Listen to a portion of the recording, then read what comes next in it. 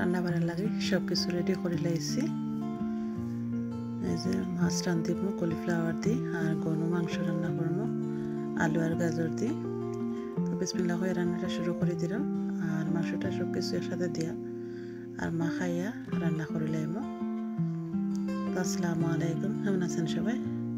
আশা করি ভালো আছেন। আলহামদুলিল্লাহ আমিও আমার ফ্যামিলি নিয়ে ভালো আছি। তো আজকে যে একটা ভিডিও শেয়ার করলাম আপনার লগে থাকবা, সাপোর্ট করবা, পুরো ভিডিওটি দেখবা প্রথম থেকে শেষ পর্যন্ত, আর লাইক শেয়ার সাবস্ক্রাইব করবা, সাথে বেল আইকনটি অন করবা যাতে নেক্সট ভিডিওটা আপনার কাছে যায়।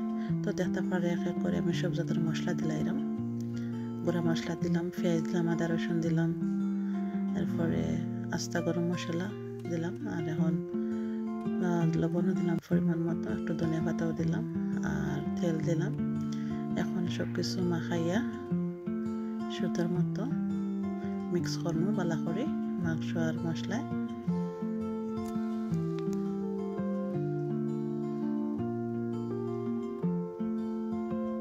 তো আজকে এগুলো আগে রান্না আপনারা লগে শেয়ার করলাম, আর আপনারা আমার সাপোর্ট করবা লগে থেকে। তো মাংস রান্না লাগে রেডি হয়ে গেল, রান্নার লাগে দিলাইলাম, আর এখন মাছটা রান্না করতাম। তো মাছটা আমি পাই যে রান্না করবো, তো পরিষ্কার করে হলুদ লবণ মাখাই নিলাম, একটু তেলও দিলাম। তো হলুদ লবণ দিয়ে আগে মালা করে মাখাই নিলাম।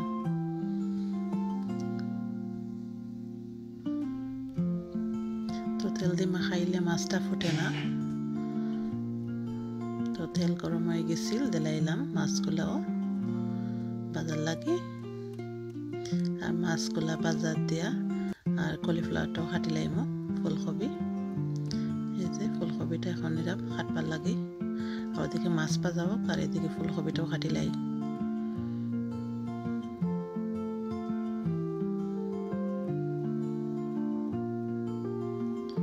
তো আমার রান্নাটা কিলো হইরো কমেন্টস করে জানাইবা, আর সাপোর্ট করবা প্লিজ, লাইক শেয়ার সাবস্ক্রাইব কইরা।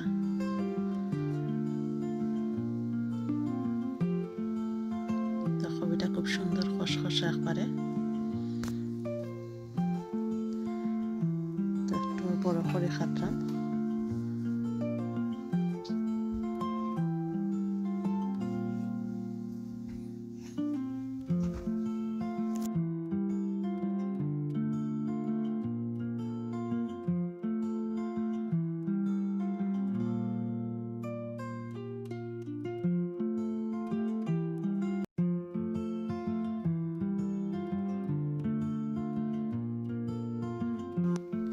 আস্তা কবিও দিলাইলাম, আর কবিটা আমার খাটো হয়ে গেছে, দইয়ে পরিষ্কার করে রাখি নিলাম।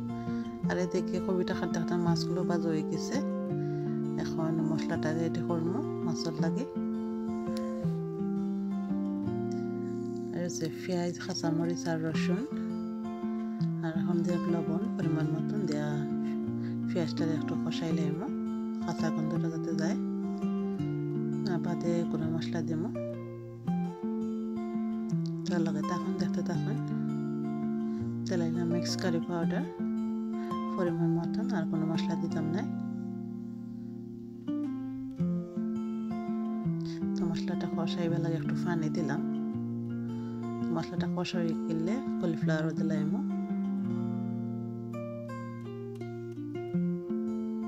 দিলাইলাম কলিফ্লাওয়ার। এখন মশলার লগে ভালো করে মিক্স করবো নাইরা চাইরা।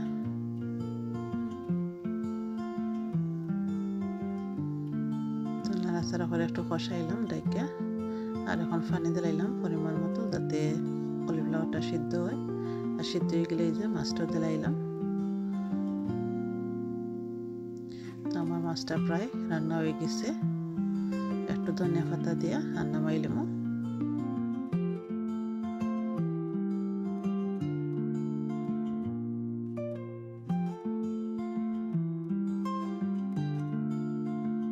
এখন গরম মাংসটারে পালা করে আবার নাড়াচাড়া করে দিব।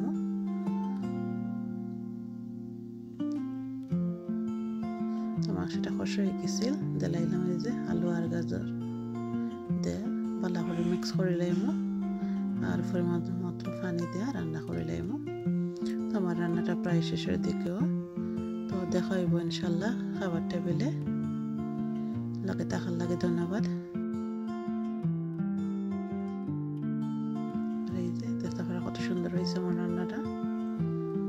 গরুর মাংস আর কলিফ্লাওয়ার মাছ। তো এখন খাবারটা রেডি করে লই টেবিলে।